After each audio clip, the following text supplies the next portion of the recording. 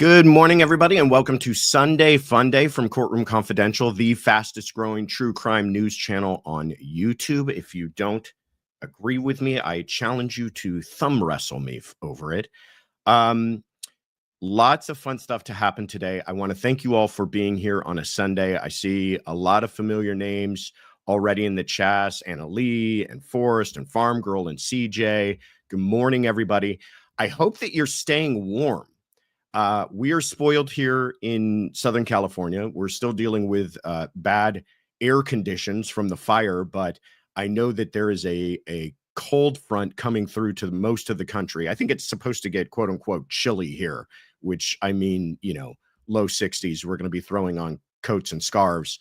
But I was talking to Kaylin this morning, and she said that she saw that it was negative 10 degrees where she's at. So I realized that a lot of you are really dealing with the weather rather than how we view dealing with the weather here in Los Angeles.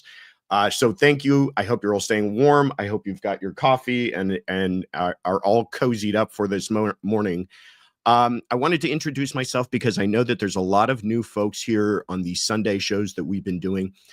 My name is Joshua Ritter. I was a prosecutor in the LA District Attorney's Office for 10 years. I went into private practice as a criminal defense attorney. I've been doing that for nearly as long now, which is pretty incredible. And we started this YouTube channel, Courtroom Confidential, nearly a year ago. We're going to be approaching our 1-year anniversary coming up here in February.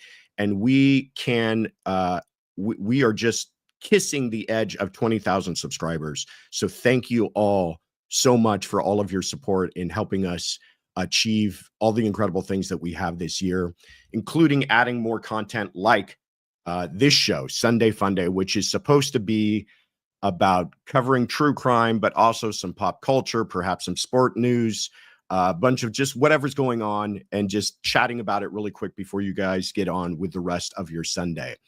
Today, we're going to be talking about the TikTok ban. We're going to be talking about more of Baldoni versus Blake Lively. We're going to be talking about a little bit about Wendy Williams' guardianship, which is presents some really interesting legal issues. And then finally, there's this case out of Florida that is about a dentist, and I believe it was a doctor or a lawyer. Anyways, they get involved in this brawl on a golf course. One of them ends up going to the hospital, but it raises issues about Florida's stand your ground law. And we'll talk a little bit about that. But before we get into any of that, one of the features of Sunday Fun Day is that we play voice messages from all of you. And you guys came through. We asked you to leave us some more voice messages. We said we want you to participate in all of this fun. I know a lot of you were nervous to do it, but you went ahead and did it. And we're so appreciative. And if you don't know where to go to leave us a voice message, I'm going to show you really quick. This is the Courtroom Confidential website. It's thecourtroomconfidential.com. If you go on the website here, oops, hold on. What am I doing? Already I've got technical issues. If you go on the website here and click on this tab over to the right, send a voice message, click on that. This box will pop up. You click start recording and you can leave us a voice message. And like I said, you guys came through. We're very impressed with some of the responses that we got. And we're going to go through those right now. So let me pull this up and we'll answer the questions from you. Some really great questions too that you guys had. Okay, here we go. Let me see. Make sure Kaylin, let me know if you can hear this audio correctly as I do this too. The first is from Sonia.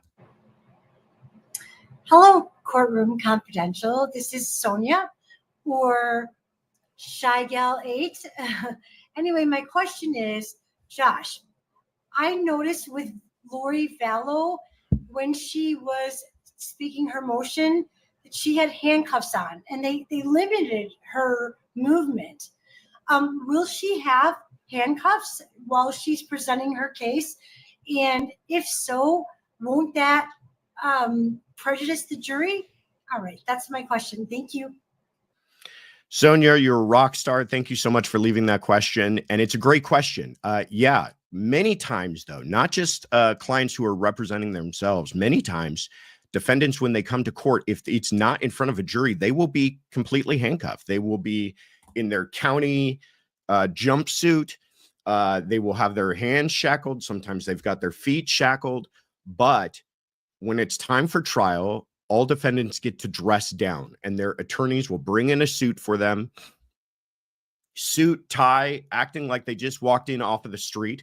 If you have a keen eye, my wife served on a jury before, and she said she was able to spot that the defendant was in fact still in custody, and we had fooled no one because she noticed his shoes were the county slip-on shoes that they all wear. But for the most part, they are dressed like they are, in business attire, like they're going to trial. You remember the Menendez brothers were locked up, and they famously had their pastel sweaters that they wore every single day to court. So Lori Vallow will do the same thing. Someone will provide her with clothing, street clothing. She'll get dressed. She'll be unshackled. She'll be unhandcuffed, which is pretty incredible. But I doubt that you will see the same amount of freedom for her to move around the courtroom that you see from attorneys. I don't think she's going to be getting up and going to the podium. I don't think she's going to be approaching witnesses with documents. I don't think she's going to be able to walk in front of the jury to give her opening and closing statements. She'll likely be required to be seated through most of it, and we'll see how the judge addresses that. But yes, there is a concern, Sonia, that you point out, that people might prejudge someone if they see that they're already locked up and in jail, and that's how they intend to address that in all of these cases, but especially in Lori Vallow's case. But I think she's got much bigger problems than just what she happens to be wearing to court. Thank you again, Sonia. All right, this next one's from Amanda. Hi. I can't believe I'm doing this. Anyway, Donna's a no-brainer. Money, she's not an idiot, and they've got someone waiting in the wings. She knows what she's doing, so she can't play the age dumb, I shouldn't say dumb, naive mother. Okay, so they got that. They got the wiretaps. They got the bump. They have flight. Oh my gosh, I could go on and on and on. All right, feel better. Oh, I can't wait for Donna. I think it's a no-brainer, even knowing nothing. And I think, okay, there's more than just our Georgia, but Kappelman rules. She's got this. They all do. I'm just worried about the whole conflict stuff, but she'll probably be dead by the time that comes up. I don't mean to be morbid. Okay, take care. All right, I have no idea what I'm doing. Okay, thanks. Amanda, you have no idea what you're doing, but you're doing it all well. So thank you again for leaving us a voice message. Again, another great question. I think this is in response to, we had talked a little bit about Donna Adelson's case coming up. And my position and what I've said is, I think this is going to be the greatest test for the prosecution thus far. I don't think that means that they're going to not be able to win the day. But my whole point was that, listen, every time you go one step away from the actual shooters, every time it's one degree of separation, you have to go from the shooters to McBanois, to Charlie Adelson, then to Donna, and then all the way back down again to create this complete trail of information and orders and knowledge and everything else. It's just going to be more difficult for the prosecution, because with each step, somebody can claim, I don't know what that other person was doing. I didn't ever speak to that person. I never spoke to, Donna can certainly say, I never had direct contact with the shooters themselves.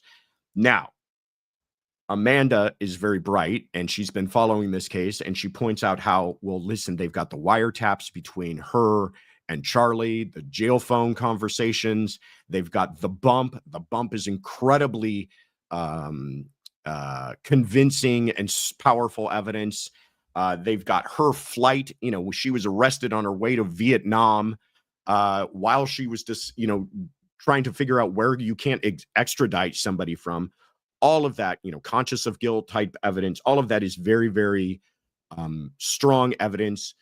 and in the hands of very capable prosecutors with Kappelman and Georgia. And so I agree with Amanda. I agree that they likely do have this case. I'm just saying any case is not a guarantee. And this case, of all of them, will probably be where we see the prosecutors working their hardest. So thank you again, Amanda. You are a trooper. I realize it's not easy to hop on here and leave a message, and I appreciate you for doing that. All right, this next one is from CJ in LA. She's a rock star. She's left us a message before. Let's see what she says today. Hello, Courtroom Confidential community. This is CJ in LA from Los Angeles. Josh, what are your thoughts about judges who prohibit cameras in courtrooms? As a legal layperson and someone who is interested in true crime, I think that public access to the judicial process in the entirety is paramount to transparency. So many trial watchers, for instance, were frustrated with the restricted nature of the Richard Allen trial.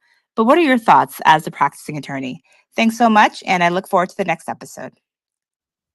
I thank you so much, CJ, and thank you again for being such a supportive member of the community. And I couldn't agree more, but it's funny because my views on this have changed a little bit. When I was a prosecutor, and this may give you guys some understanding as to why we don't have cameras in courtroom all the time. When I was a prosecutor, they put the fear of God into us about the media. We were instructed never to speak to the media. If you do speak to the media, to just let them know that the case is going to speak for itself inside the courtroom. Now, to a certain extent, I agree with that from prosecutors still to this day. I don't think prosecutors should be advocating their case through the media. I don't think they should be trying to taint the jury. I think they should be saying, for the most part, let the facts presented inside the trial, inside the courtroom, speak for themselves. But my point is they made you fearful of the media. They made us feel like our jobs be on the line for something that took place in doing our jobs if it was somehow exposed to the outside world. And because of that, we never took a position as per our instructions from the higher ups on whether or not we would have cameras, but we all secretly hoped that we didn't have cameras because we were all worried to death. How is this going to look when the public watches it? Since I've left the office, I've dramatically changed, not dramatically, but I've changed my position on this. And since I've been covering these cases and involved in this whole world, I think my position's changed a lot more. I think more transparency and light is better.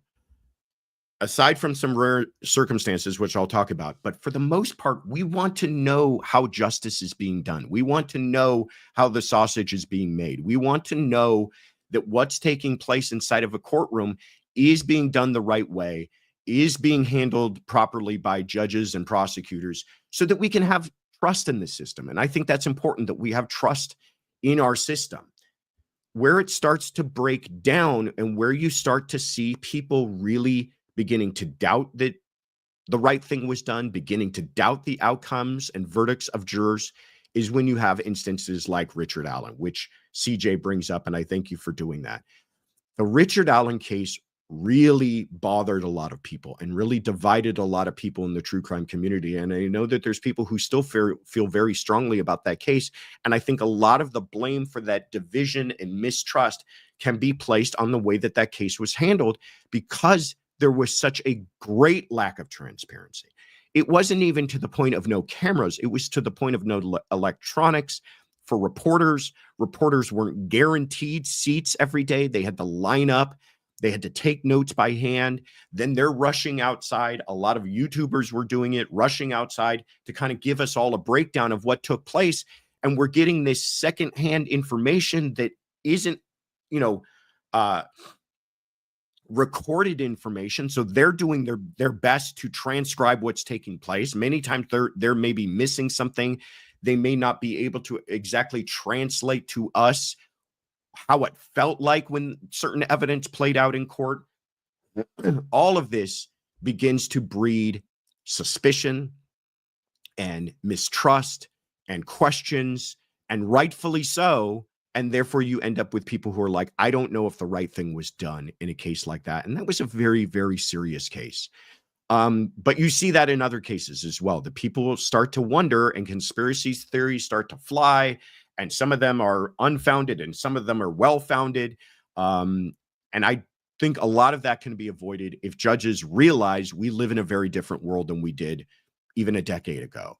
And that shedding light, putting cameras in the courtroom, doing it in a way that I think now we can get past the concerns about privacy and everything else, doing it in a way that can let people know the right thing is taking place inside of that courtroom.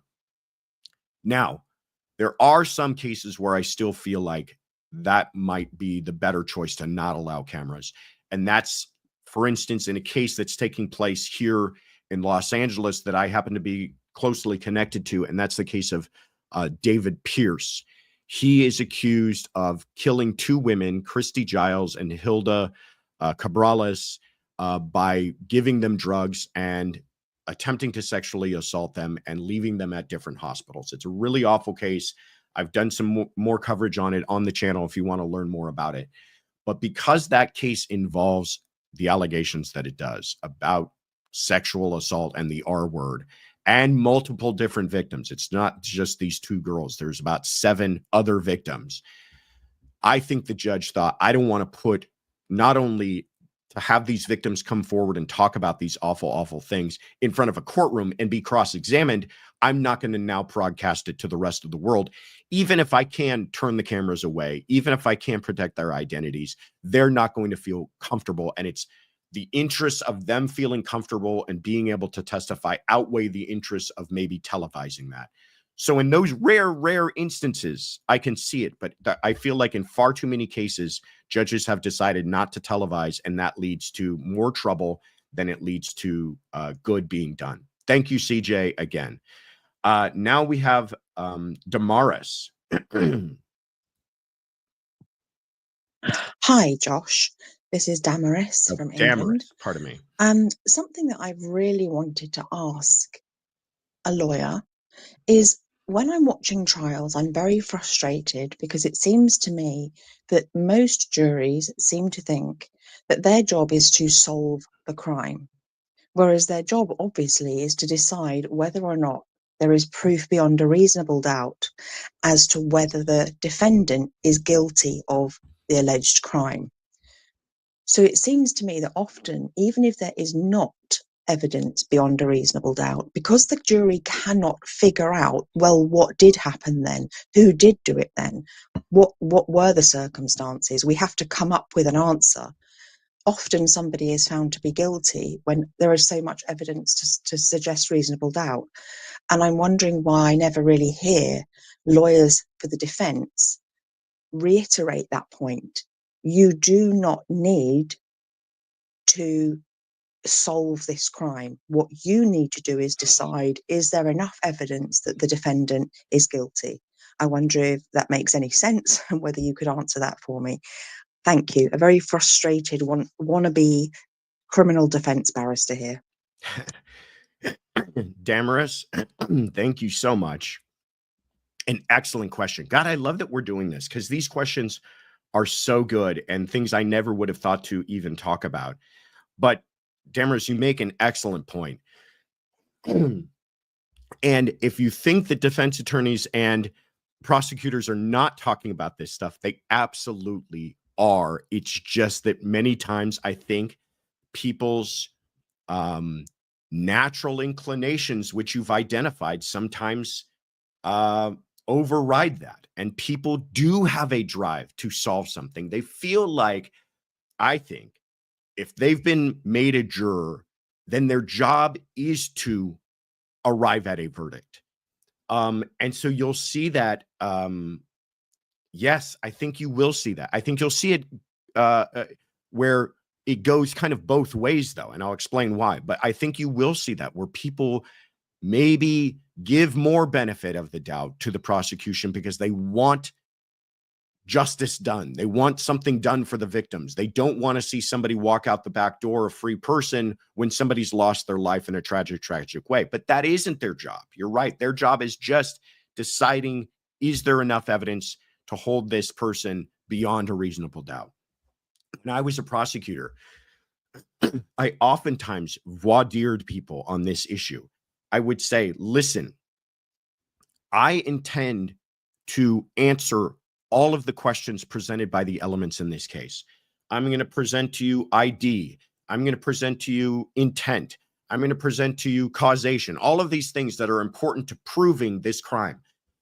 But when you put 12 smart, inquisitive people together in a room, there is no way I could possibly answer every question inside of your mind. You are going to end up at the end of this trial with questions unanswered and with little mysteries that may remain in your mind. And those mysteries may be as important as motive. Why did this person do that? I don't have to prove that.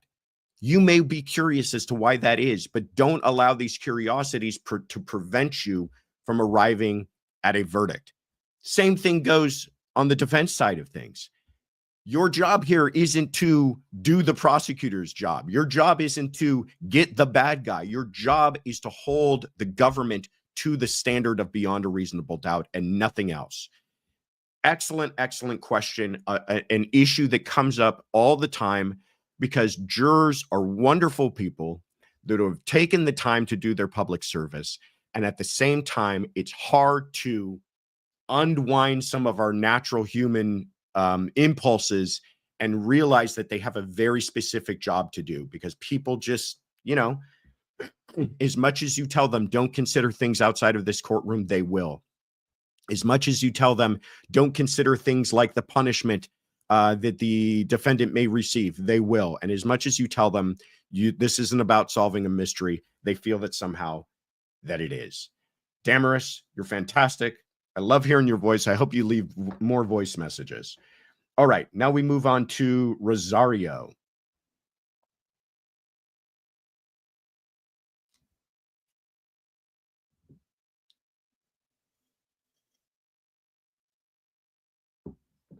Oh, come on, don't give me trouble now.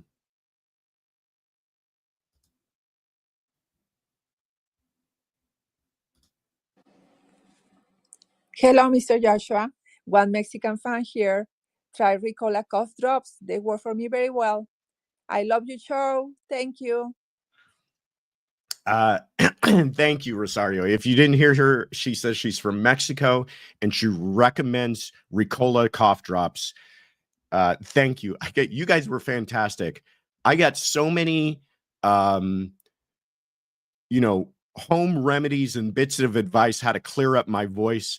Gargle with salt, fisherman's friend, honey and lemon, all of the stuff. I tried it all. I think end of the day, I just need to quarantine myself from my 3 little ones if I really want to be healthy, which is never going to happen. But I'm feeling much better. Also, we've got smoke in the air, which I think is probably not helping everything. But Rosario, you're such a sweetheart. Thank you for leaving that message. Now, this is from Patricia. Hi, Josh. My name is Pat, calling from very cold Rhode Island. So my question, which is like the big question of the universe, what is with these people killing their spouses? I understand there's a financial motive for the most part, but I still don't get it. It's 3 of these cases that I'm watching you talk about right now are murder for hire of ex-spouses or other than Richards. But I love your show. Hope your voice gets better and keep up the good work. Thanks for all the work you do. Pat, thank you very much for the kind words. You're right. It is the question of the universe. Why do husbands kill wives and wives kill husbands? And because it's not just solving their immediate problem, they're ruining the lives of their families. They're ruining the lives of their children. I don't have a great answer for you, Pat, other than this. People who murder other people usually have more problems going on in their life than simply problem solving.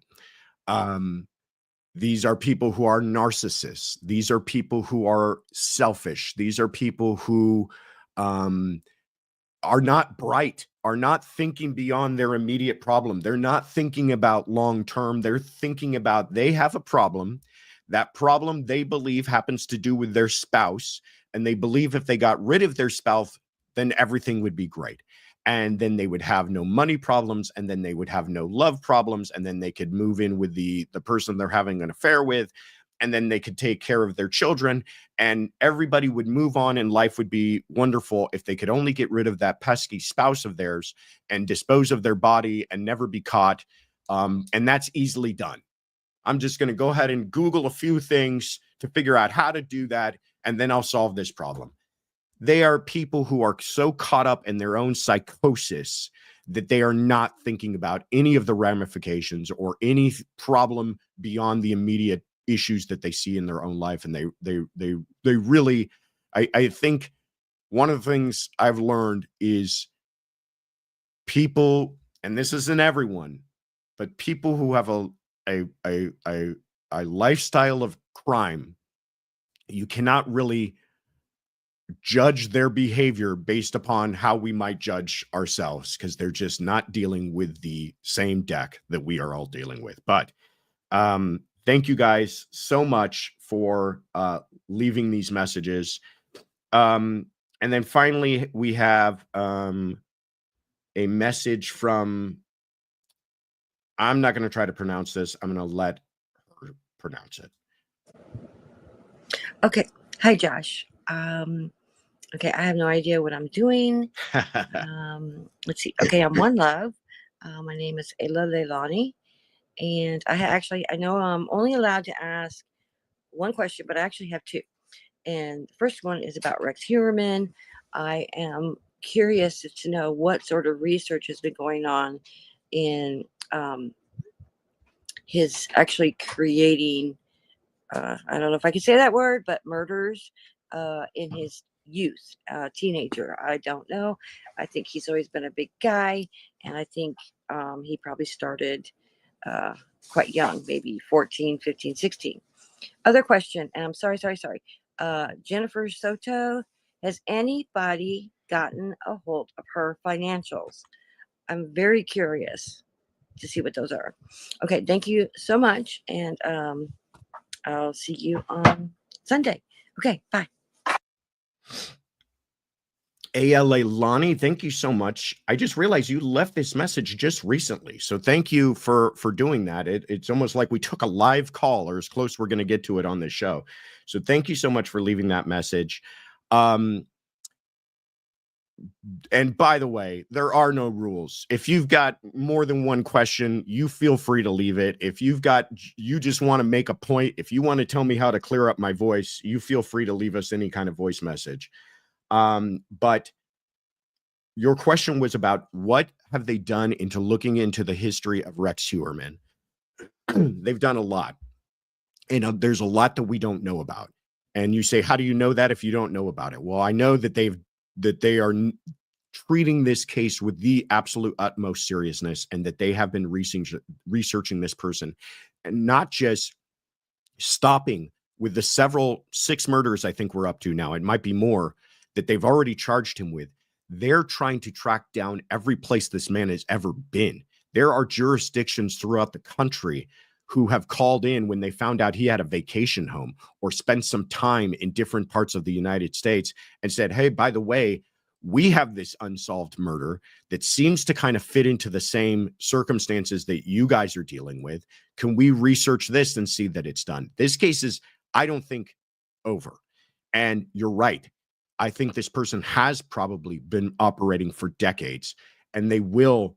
I would not be surprised if they end up charging him with more people, and I would not be surprised if they end up charging him with crimes outside of New York. He is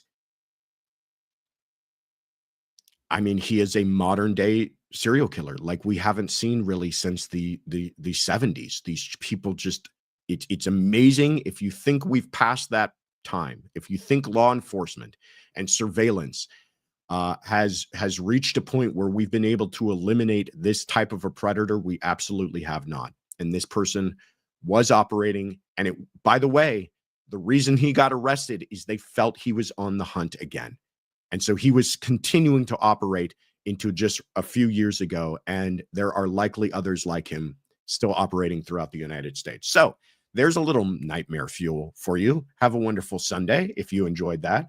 And then she also asked the question about Soto and whether or not they're going through financials. I don't know the answer to that. I do know that it is nearly routine in investigating these types of cases that they will go through social media, internet history, financials, everything, everything in this person's background. If they can get a warrant for it, they're going to get a warrant for it. And so I would not be surprised if we see the financials in that case as well. All right, guys. You heard it's done. You've heard from your friends. They were brave enough to leave a message. I'm now going to leave it up to you. We would love to hear more voice messages from all of you. That was a lot of fun. One quick thing. I was told, I have not pointed this out yet, but we received a very special item from Phil from Tayo Toys. And this is, if you guys can see that, a Courtroom Confidential Hot Wheel. So that was a fabulous little treat that we received in the mail. Phil, you're fantastic. Thank you for doing that. It's in a place of honor up on my shelf there. But I wanted to give a special shout out to Phil. All right, guys. If you haven't hit like on this video already, please do it. If you're not subscribed to this channel, please do it. Let's get to our first case, which is the TikTok ban. If you guys opened up TikTok this morning, this is what you saw. Sorry, TikTok isn't available right now. A law banning TikTok has been enacted in the US, unfortunately. That means you can't use TikTok for now. This was the part that was funny to me and clever, I think, on TikTok's part. We are fortunate that President Trump, who's going to be inaugurated tomorrow morning, has indicated that he will work with us on a solution to reinstate TikTok once he takes office. Please stay tuned. If you don't know, I believe it is the CEO of TikTok is in fact even attending the inauguration. So how long will this ban last? We will find out. But we are currently under a ban. You cannot use TikTok. I've already found myself being far more productive, though. I've already found myself putting down my phone a little bit more than I used to. But I think the interesting part about this was the reason why this ban happened is the Supreme Court came out with their decision on whether or not this violates the First Amendment. And I wanted to go through that with you guys.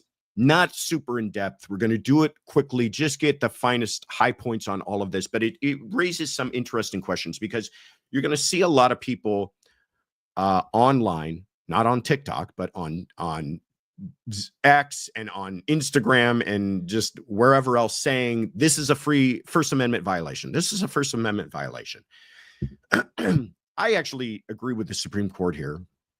Oh, I'm sure they're so flattered by that, but I agree with the Supreme Court here. I don't believe this is a First Amendment violation, and I'll tell you why. Is it affecting people's speech? Absolutely. But is it affecting people's speech in a way that it is abusive of the First Amendment? And that's an entirely different question. So first of all, the First Amendment, if you've never heard it before, it's one sentence long. This is it. Congress shall make no law respecting an establishment of a religion or prohibiting the free exercise thereof, or abridging the freedom of speech or of the press, or the right of the people peaceably to assemble and to petition the government for a redress of grievances. So basically what that's saying is Congress can't make a law when we're dealing with free speech prohibiting the free exercise of speech. Okay, so now, given that law, and that's really all that the Supreme Court does, is they take the Constitution and they say, does this law violate the Constitution? The Supreme Court has a very limited, I don't know what the word I'm looking for is, but their scope of things that they review is limited to the Constitution. Okay. So this is the opinion that just came out. This is why the ban is happening. TikTok sued the government. They lost at the appellate level. It went up to the Supreme Court level. They heard it on an expedited fashion. They handled this much quicker than they will most other cases, take years to get to the Supreme Court. And this was decided January 17th of 2025. Just, what is this? 2 days ago. And it really comes down to just a few points that I wanted to highlight for you in here. So let's get through those so that you have a better understanding as to why this happened. First of all, here on page 7.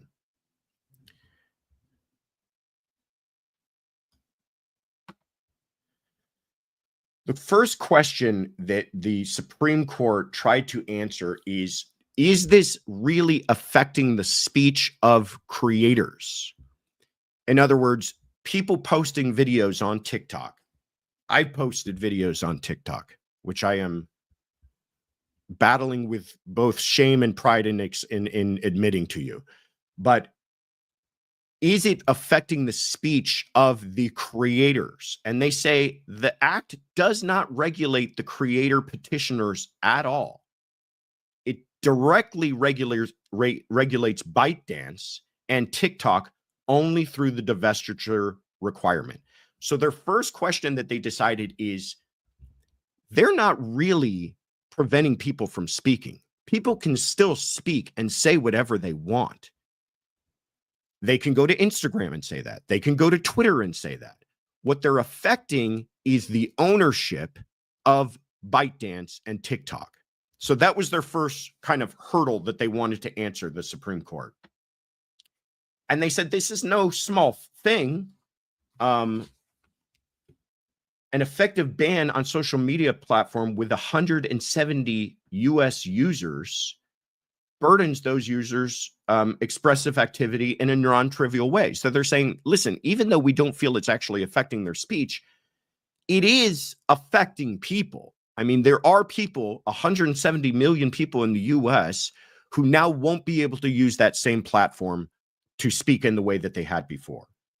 But at the same time, the targeting a foreign adversary's control over a communication platform is in many ways different in kind from the regulations of non-expressive activity that we have subjected First Amendment scrutiny to.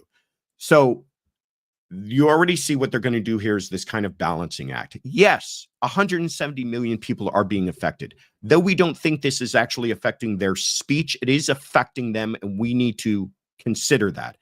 However, this is a law targeting what they consider to be an adversary to the US government. What they don't include in here is all of the behind the scenes things that have been taking place with Congress. Congress have been going into what are called SCIFs.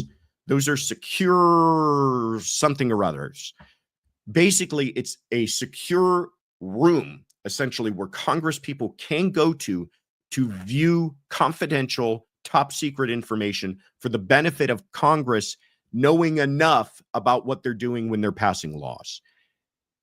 My understanding from reporting is that many Congress people have done that. And when they come out of these secret confidential hearings, they all seem to say banning TikTok is a good thing to protect our national security interests. So whatever they're learning about TikTok seems to have concerned the congressman. Okay, moving on. Then it comes down to this question of content-based versus content-neutral laws, meaning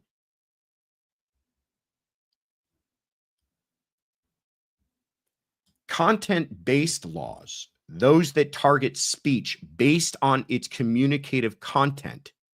In other words, you can't talk about the Los Angeles Rams.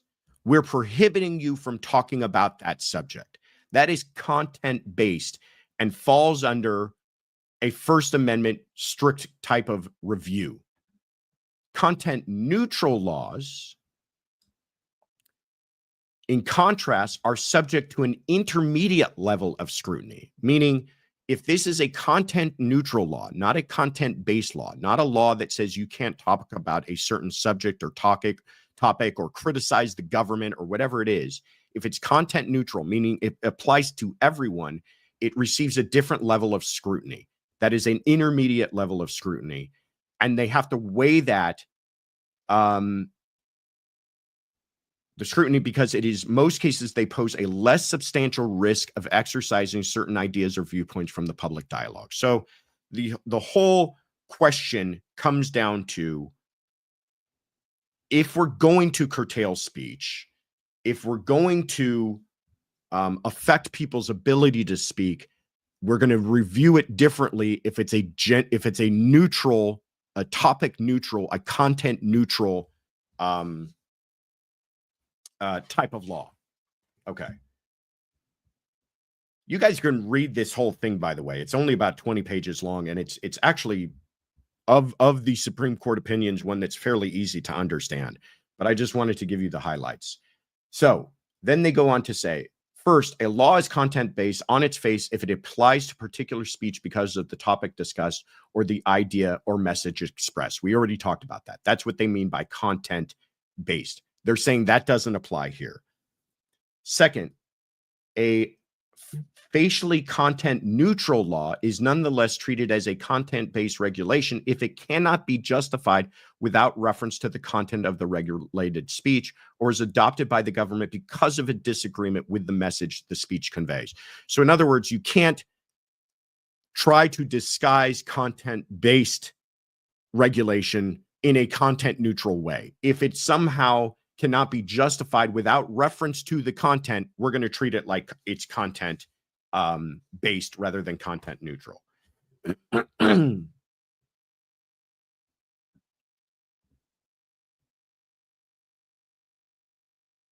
Okay.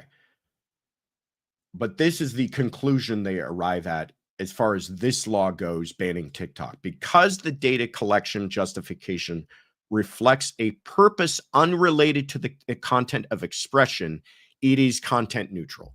The purpose of this law is not about what people are saying. It's not about what they can and cannot say. It's about the ownership of the platform in which they're doing it. Congress is saying, we don't want a platform owned by a hostile government to ours with unfettered access to all of this sensitive data about the users and the ability to therefore share that, sell that, exploit that, and perhaps use that in their own app in a way adverse to the United States government. So we're going to treat it as content neutral. Now that it's content neutral, what is the reason for the law? And are those reasons good enough to actually make this law? Because even if it's content neutral, the Supreme Court can still say that the Congress doesn't have even a good enough reason for stopping that type of speech. They say, but TikTok's scale and susceptibility to foreign adversary control, together with the vast swaths of sensitive data the platform collects, justify differential treatment to address the government's national security concerns. And that's what it really comes down to. We've got a content neutral law, and the reason for that is the susceptibility of a foreign adversary control and the national security concerns of the United States government. Based on that, their conclusion,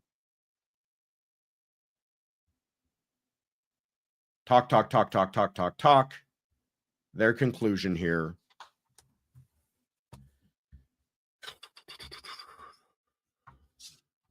I just want to make sure I didn't miss anything.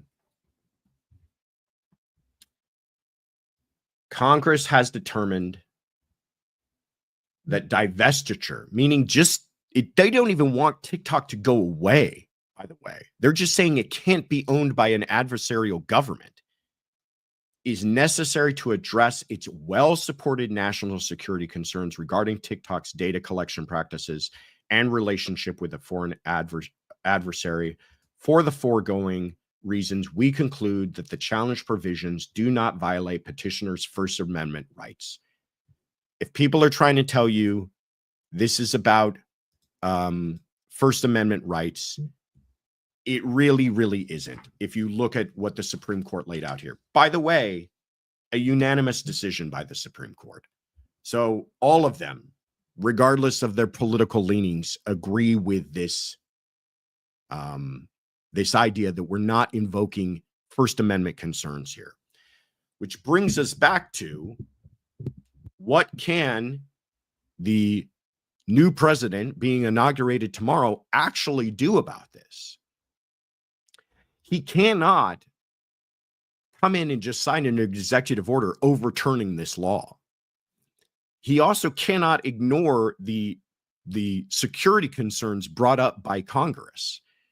What he can do is the law allows for a one-time 90-day extension of the enforcement of the law. The reason TikTok, can you put that graphic up again, Kaylin? The reason TikTok is putting this up right now is because of TikTok doing it. The government hasn't done anything at this point. The only thing that happened is they had a deadline and they had a Supreme Court decision, both of which don't do anything. The US government hasn't stepped in and done anything. TikTok just released a new statement. Okay. But what has happened is TikTok has taken it upon themselves to shut down in the US. And I think a part of that is they want to show people just what they're missing and just why this is an important issue. And this isn't something that they should ignore. I think what will happen tomorrow, and strangely, ironically, and comically enough, one of the first things that Trump probably will do as president is give this 90-day extension. And then what you're going to see happen, I imagine, is some sort of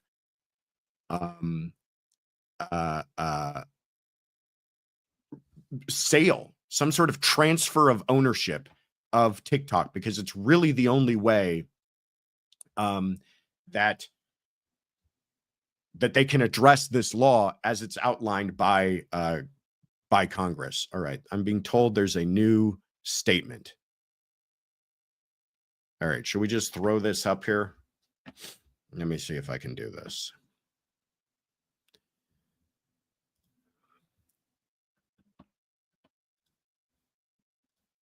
You can't throw things at me at the last second.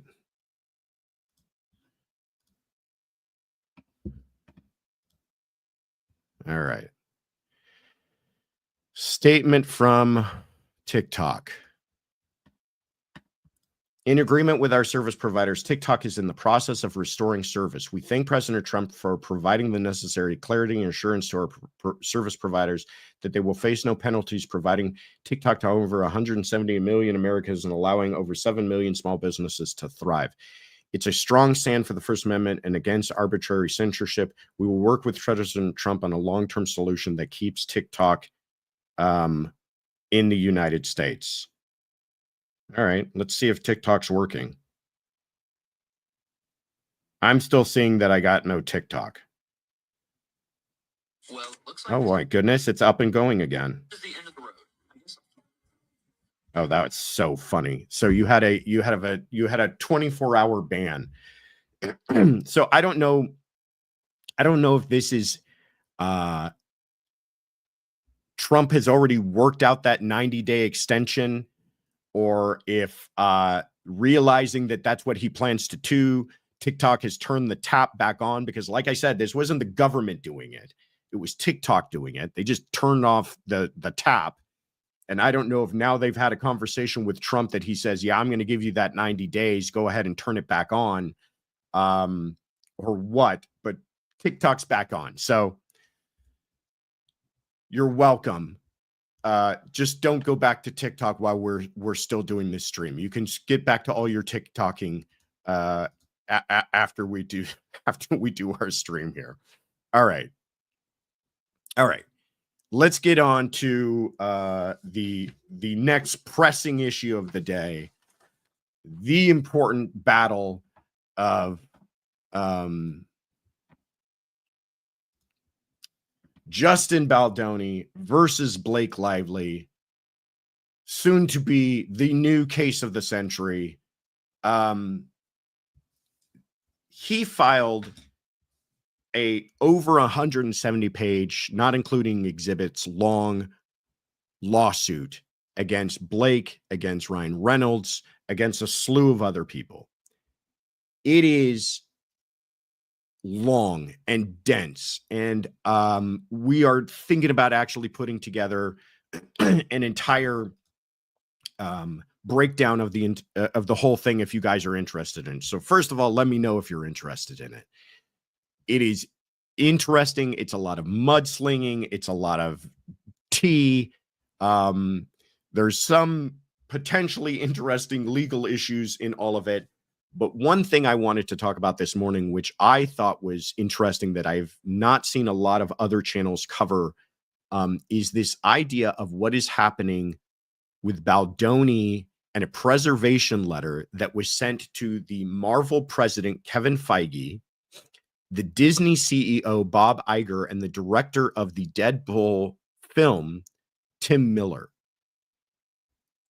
And what I love about this is they have not been sued yet, but a preservation letter is essentially a shot across the bow. What a preservation letter is, and I've sent these out many times before, is you send something to, let's say there was, on a totally different scale, let's say there was a robbery at a liquor store.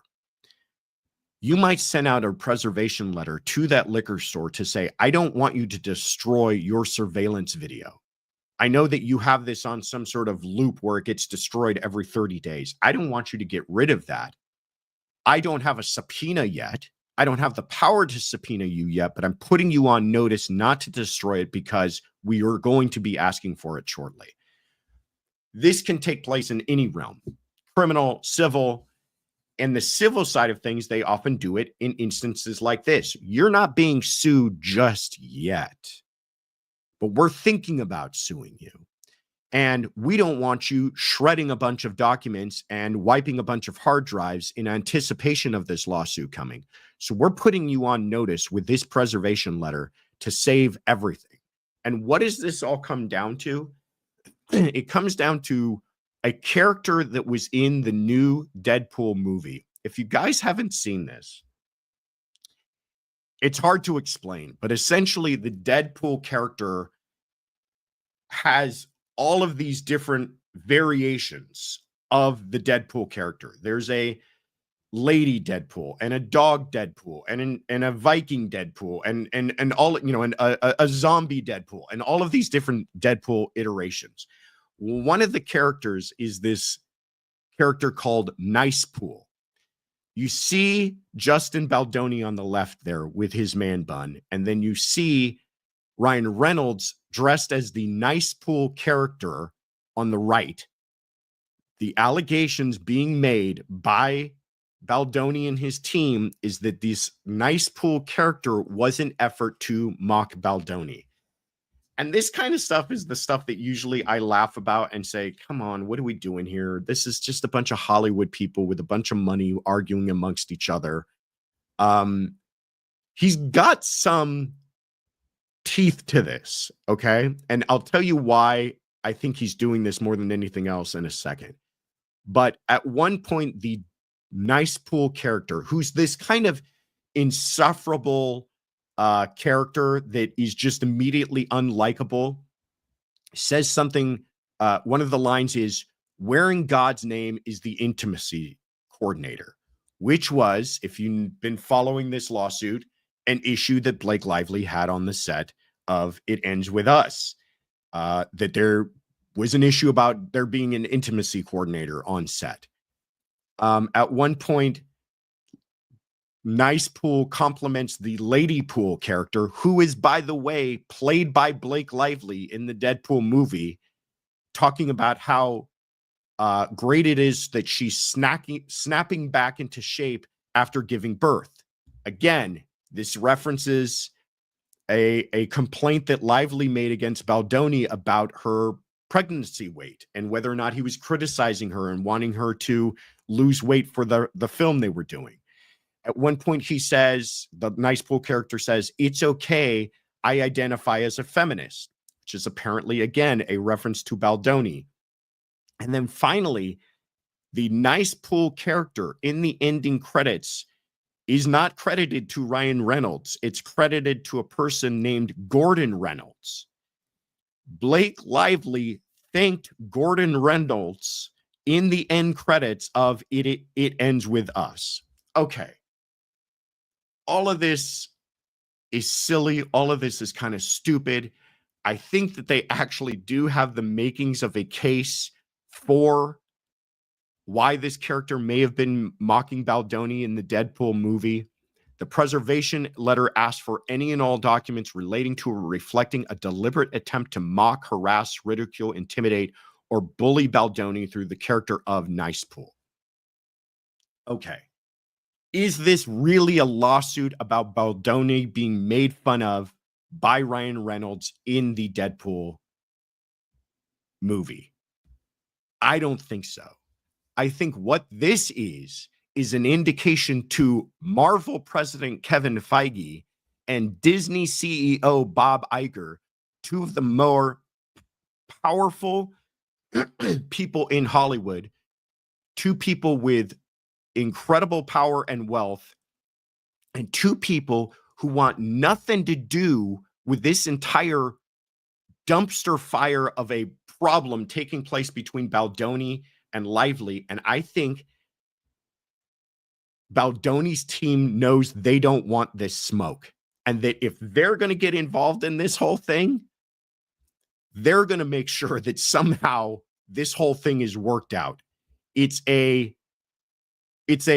scorched earth, and we're not only going to burn down our own house, we're going to start burning down other houses to show how seriously they mean to go after Lively and Ryan Reynolds.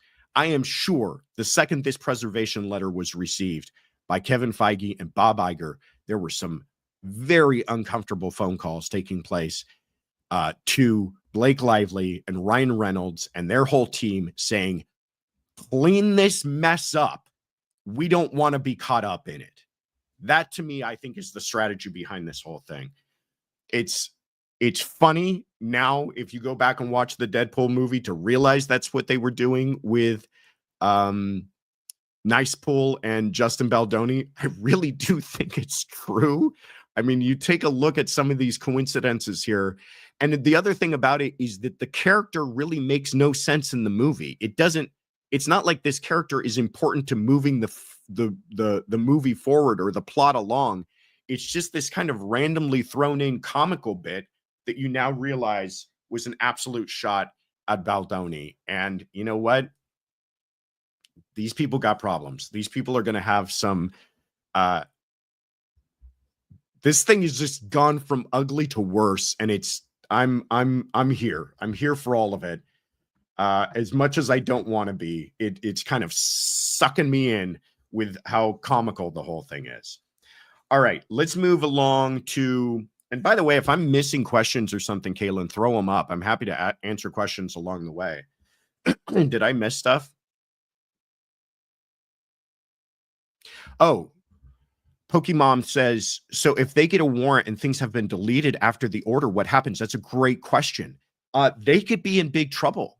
It could be viewed as it could be viewed as destruction of evidence, which could bring them up on worse issues. We're not talking necessarily criminal, could be. Certainly if this were a criminal case, it would be, but now you're talking about destruction of evidence. You've been put on notice. You are in possession of evidence. We're asking you to preserve it. And if you end up, then they can show that you deleted or got rid of this stuff after that preservation letter was sent out. That could cause real problems. We're talking sanctions from a judge, real types of problems. Great question. Any other questions? Did I miss questions on the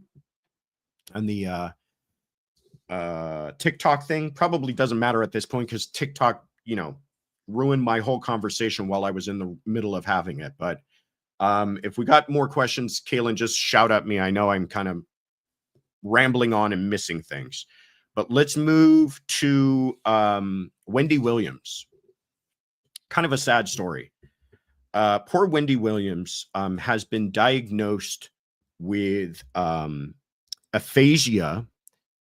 I think this is the same thing that Bruce Willis was diagnosed with. It's this deteriorative dementia that just is incurable and will only lead to a worsening condition, and also frontal temporal dementia. So, you know, this brings up the idea of conservatorships. And the reason why this is kind of in the news is she had, there was a documentary done. She's had kind of a very kind of public deterioration. It's sad to see what she's going through.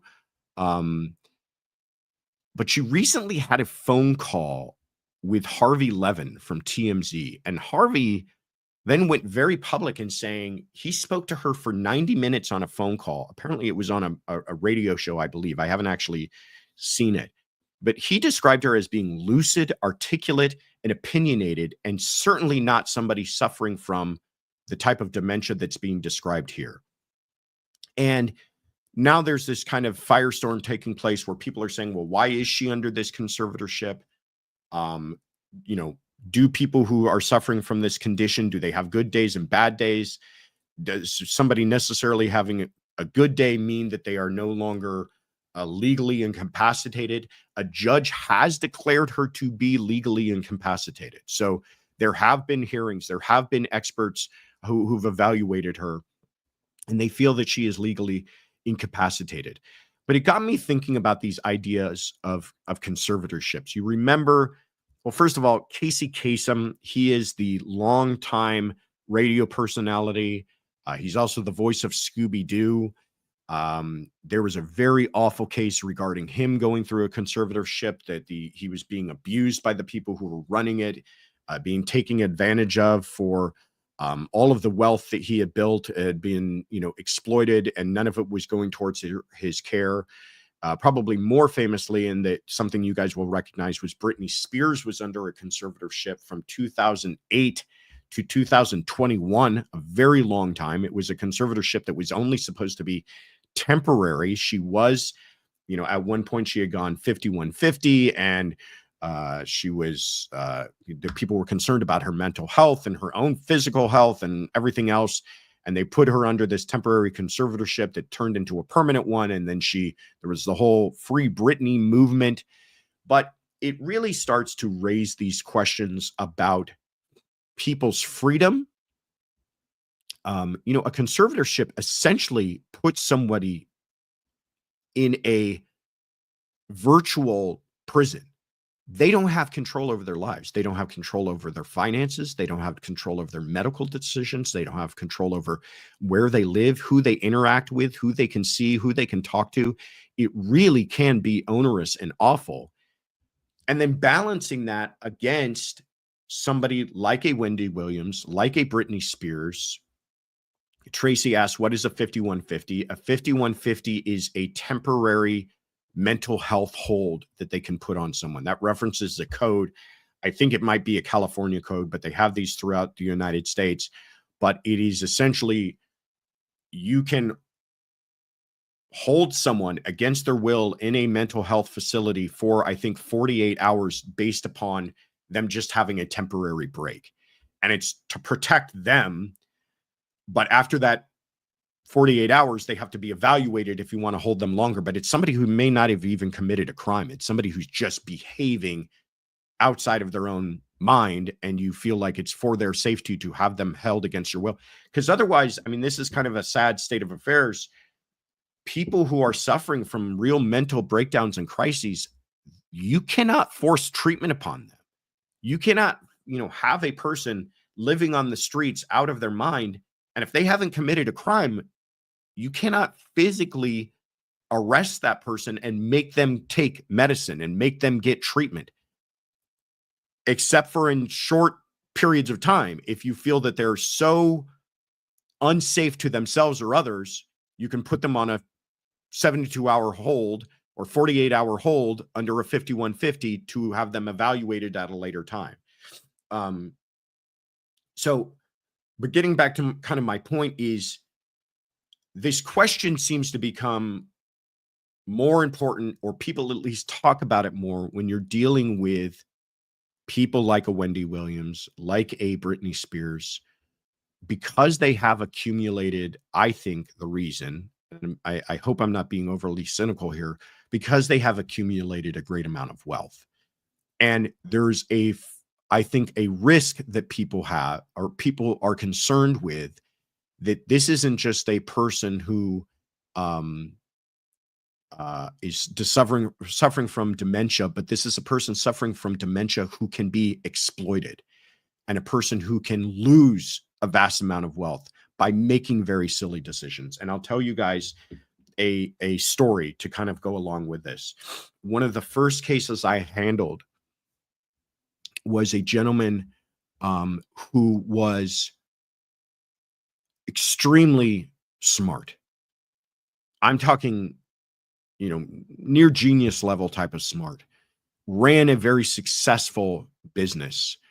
I had conversations with him where he would explain to me what he did, and it was difficult to follow along because it was such, operating on a different level.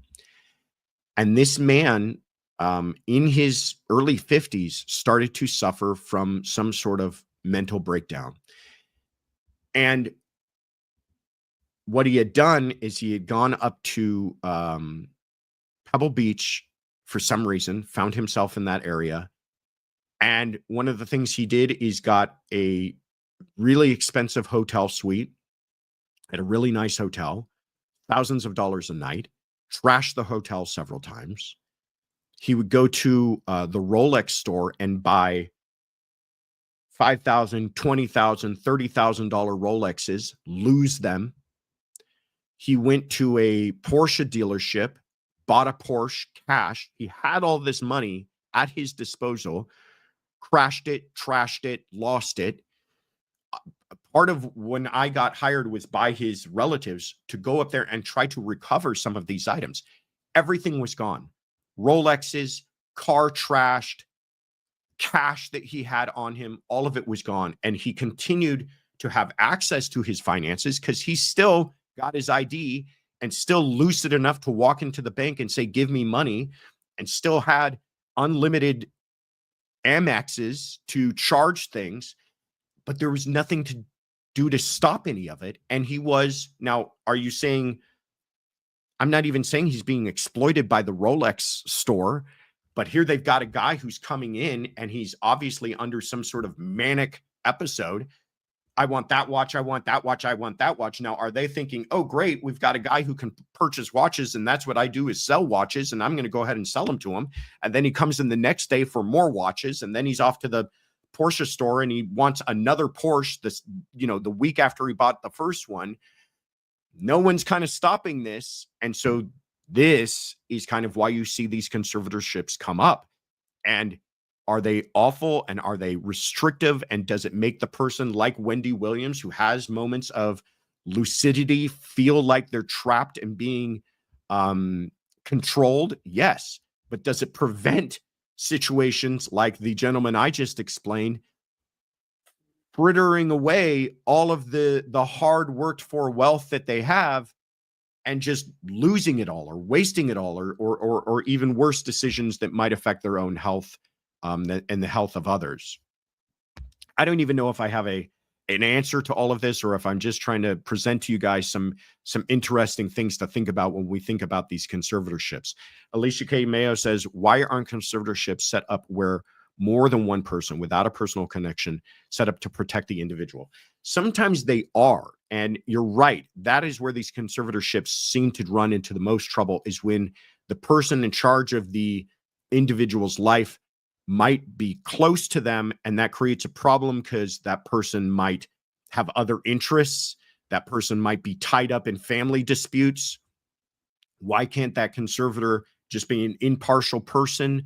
Or why can't there be more than one person involved to make those decisions? Sometimes they are set up that way. Sometimes they are set up where there is kind of a independent arbiter to make, these decisions where perhaps conflict arise. But that is the problem too, that you're still going to always run into when people essentially hand over the decisions of their lives and their wealth and everything else to somebody else. There's a lot of opportunity for exploitation. So that's Wendy Williams. Sad case. Awful to see somebody suffering from all of that, but it also presents some really interesting issues. Did I miss any questions on that one? Kaylin, you have to yell at me if I just keep flying along on these things. Joy says, what was the impetus for the initial conservatorship for Williams? I don't know what was the moment, but I do know there was this documentary, if you guys have seen it. I haven't watched it, and I should, where she really started to look untethered to reality, and it really was becoming apparent that she was having mental issues and a breakdown. I know there was also discussions about substance abuse and alcohol abuse, and that all can kind of contributing to it. And she just really did not seem well. And there were handlers and people around her trying to get her to still kind of participate in her her professional world. And I think there was an outcry that people eventually realized that this is sad, this is exploitive, and that something has to be done to protect her. And, part of it, the whole purpose of it should be to protect that individual so that they can get the care that they need to help them survive the rest of their life, especially when they're dealing with a irreversible and degenerative disease as she is, because she's going to need care for a very long time. And that care should be somebody that's not going to just take all her money. Anyhow, interesting case. Let's get to our last caper of the day. And that is this, dentist and doctor. Okay. Dentist and doctor get into this fight. And this took place in Florida. It actually took place a couple of years ago. Here's the quick story. The gentleman there that you see in the smaller box, who's really beat up, was walking with his wife along. He lives near the golf course, and he was walking through a footpath, so he says, along the golf course.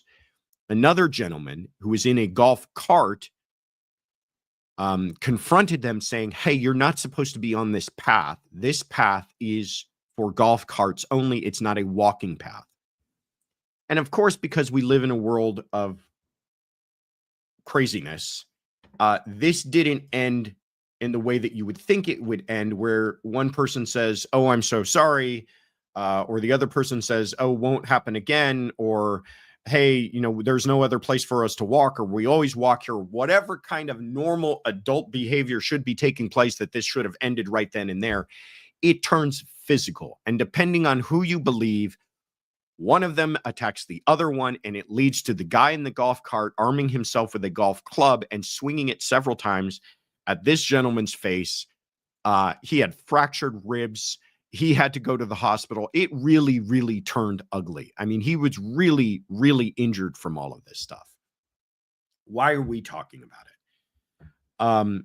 Because there is a hearing about to take place in Florida where this took place. It turned into a criminal case. The guy in the golf cart got arrested, just so you all know.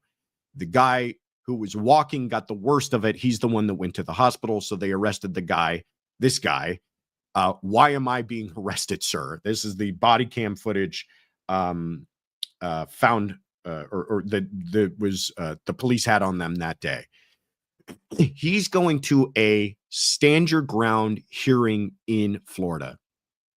And I thought this gave us a great opportunity to talk about the stand your ground law in Florida. because it is really interesting. First of all, I think something to understand is that Florida has had on its books a self-defense law for over 100 years. This isn't like it's a new law that they all of a sudden decided that you could defend yourself in Florida. What is different, though, is Florida's self-defense law used to operate under a reasonableness standard. It still does, but it used to have a duty to retreat. It was this idea of like a back against the wall concept, that you were not seen as being reasonable. It was presumed you were unreasonable in your response to violence against you if you didn't take other opportunities to avoid that violence. And Florida abolished that. They abolished this duty to retreat. And this invokes the concept of what we call the castle doctrine. Many states, regardless if they have a duty to retreat or a stand your ground law, have the idea that if you are inside of your own home, that duty to retreat doesn't exist. You're not expected to run out of your own home if threatened. You're not expected to hide in your own home if threatened. The presumption is that inside of your home, you have a presumption of being reasonable in responding to any kind of a threat. What Florida did was extend that castle doctrine to almost every place where a person is legally present. Inside your home, inside your residence, inside your place of work, inside of a vehicle. And the presumption then is that you are legally justified, if you're in one of those places, to be presumed reasonably in fear of imminent peril. So it puts all of the presumptions on the defendant's side of things. If you are in your own home, if you're in your own vehicle, it's presumed that you're in reasonable apprehension of peril, and you are presumed to be legally justified in responding to that. The other thing that it does, and why you have these hearings in Florida, because other states have these stand your ground laws, but Florida takes it a step farther in saying that you therefore enjoy prosecutorial immunity. This isn't just a defense that you can argue. California has self-defense. California has a reasonableness standard. You can't argue in California that would include a castle doctrine type concept or a stand your ground type concept. Where Florida distinguishes itself is that in California, you can be charged with a crime and you go ahead and argue self-defense at trial. In Florida, you can enjoy prosecutorial immunity. So you have a hearing. And if you can, this was recently changed in 2000. Oh God, I think it was 2017. If you can present what's called a prima facie case that you satisfy the elements of the stand your ground law in Florida, then the burden shifts to the government. And the government has to prove by a clear and convincing standard that it doesn't apply to you for some sort of exception. And those exceptions can be that you are the one who initiated the attack. You were the one. In other words, you can't stand inside your house, throw a rock at somebody's head, and then say, when I shot that person dead, I was only defending myself inside of my own home. You cannot be the person initiating the provocation that brings the violence upon. That's one of the exceptions that the government would have to prove. But a prima facie case is a very low standard. It's just, here's enough evidence to prove the barest of these elements. I was in my home.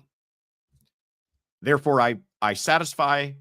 Therefore, the burden is now on the government. And the government, not preponderance, but clear and convincing. Clear and of the standards of evidence, of burdens of proof, preponderance is the lowest, just more likely than not. Clear and convincing is a step above that.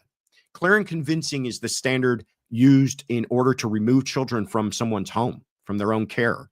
That the government has to say that you, by a clear and convincing standard, we find that you are not able to care for your own children. We're going to take them away from you. It's a higher standard.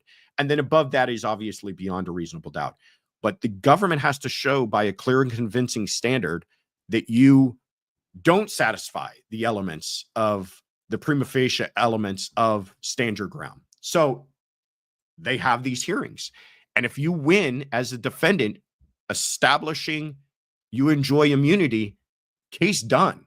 So that's why Florida has these hearings before they even ever head to trial. Now, you could lose at the hearing and still make an argument for self-defense at trial, but it's an opportunity in Florida to even have this whole thing thrown out. And that's what's about to happen with these two golfing gentlemen.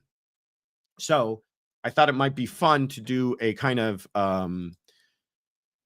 law school example here of going through and seeing whether or not this guy can satisfy these elements of let me make this smaller here. Okay, here's the statute in Florida for the stand your ground law. And really, we're just going to concentrate on the points that are important in whether or not he can establish these elements. Talking about the guy with the golf cart. A person is presumed to have a reasonable fear of imminent peril of death or great bodily injury to himself or herself or another when using or threatening to use defensive force that is intended to likely cause death or great bodily harm to another if. So, I mean, think about that. You're presumed to satisfy the elements. It is now on the government to show why that's not true. It's just a presumption if these things apply. And the first one is the person against whom the defensive force was used or threatened was in the process of unlawfully or forcefully entering or had unlawfully or forcibly entered a dwelling, residence, or occupied vehicle. So if you're in your home and somebody tries to come in, already you're winning the game if you try to defend yourself. And I mean, I think that would satisfy most jurisdictions. I think it would be reasonable that you're defending yourself and that presumption should apply. But then we have to ask the question of what is a vehicle, because we're dealing with a golf cart here, right? And that was the part of this that kind of had me wondering too, is this is what you would do in law school. This is what you would do with a lawyer. We have this word here, occupied vehicle. Well, what is an occupied vehicle? Does that include a golf cart? Does that include a moving van? Does that include a boat? I don't know. Let's go ahead and see if they define vehicle.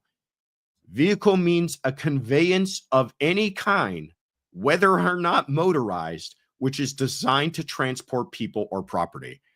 So in Florida, that means damn near anything. And I think that would include a golf cart or a moving van or a car or a boat. I mean, to me, that is a incredibly wide definition. And basically, that's why I say that Florida's stand your ground means if you kind of have a legal reason to be there and somebody tries to come after you, you have a right to defend yourself. And if you do, and you can establish that, you might enjoy prosecutorial immunity in Florida. Whew. Do we got questions on this one, Kaylin?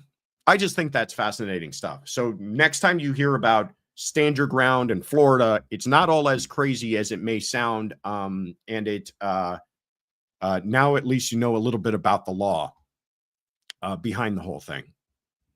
All right. Kaylin's giving me the look like we don't really have questions on this one. You guys have been fabulous. We covered a lot of stuff today. Wanted to thank you all for being here again.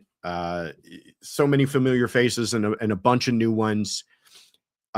Here's some quick little announcements before I let you all go on to the rest of your Sunday. First of all, Kaylin is going to try to pull up our website for you, but I want you guys to know about our membership program. We work really hard at it. And we really try to offer as much additional value to the members that we possibly can. If you go on our YouTube page on a computer and click on this join button here, you're going to first of all see this gentleman introduce you to what you get in the channel. You'll see all of the different levels, what all of the different perks and things that you have at each membership level. I don't mention this probably as enough as much as I should, but please, guys, if you're enjoying what you're getting on this channel and you want even more, check out the membership opportunities. And we're going to be having a live and members only live coming up. When is it, Tiff? Next Saturday, I think. So a week from yesterday, we're going to be having our next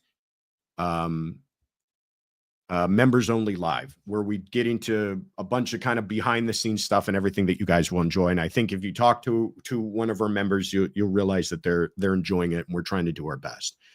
Number 2, on this same thing, you click on store and you'll see all of the merch that we've got. And we would love for you guys, if you're enjoying the channel and you want to help kind of support and promote us to your friends and family, here's a bunch of the stuff that we're offering. We're going to try to add more to that. Here's the mug. I love the mug. It's fabulous. Here's the tumbler. Oh, wait a minute. The tumbler. It's also fabulous. A bunch of you have ordered stuff. Don't forget that we have that stuff. And you can find that on both our Courtroom Confidential website and on the YouTube channel. This last Friday, if you haven't checked it out already, we had our weekly news brief. We talked a little bit about some cases that we haven't talked about before. Fascinating cases. We're going to continue to try to follow them. Natalie Cochran, she's accused of murdering her husband to cover up a Ponzi scheme. Tracy Nix, this is the grandmother who lost not 1 but 2 children now under her care. She was not acquitted, but found guilty of something far less. We talk a little bit about that. And then Jason Chen is this awful case where a gentleman, his argument is that it was in the heat of passion, ends up stabbing his girlfriend 60 times and then hiding her body inside of a suitcase. So we break down that case amongst many, many others. And finally, tomorrow, Monday, the 20th of January at 4:30 p.m. Pacific time, which would make that 7:30 Eastern, we're going to do a live countdown show for just a quick 30 minutes before we premiere for you the latest in our Courtroom Confidential conversation series. And this is with Paul from Reporting Live from My Sofa. It's a good one. Paul's hilarious. We had a really fun time. I know a lot of you are fans of Paul. If you're not, you will become a fan of Paul. But we sat down and had another conversation in this series that you guys have all been enjoying. So tune into that. Again, hop in early at 4:30. We'll do a live show, and then we'll do a live premiere. Stay in the chat for the interview with Paul. And then we'll have Wednesday Night Live this Wednesday. So it's just stuff coming out all the time. Constant contact that we're trying to bring you folks. But that is it for us today. You are all fabulous. Oh, Sharon just became a member. Thank you, Sharon. Thank you, Gina, for the help. Thank you, Rowena, for the shout out. Thank you, Jacqueline, for becoming a member. Afton, gifting memberships. God, you guys are fantastic. May the force blah blah blah be with you. Became a member. K9 became a member. God, we see, I knew I needed to let you guys know about the membership program. Moon Goddess became a member. Who else did I miss, Kaylin? That's it. You guys are all fabulous. You're really going to enjoy it. You're really going to be happy you made that decision. Thank you all so much. And I hope you have a very wonderful rest of your Sunday. This was a nice way to kick off Sunday. And we will see you at another Sunday Fun Day, not this coming, but every other Sunday. So stay tuned for announcements on that. And in the meantime, send me those voice messages. They're fantastic. Love hearing from you guys. Have a great day, everybody. Take care.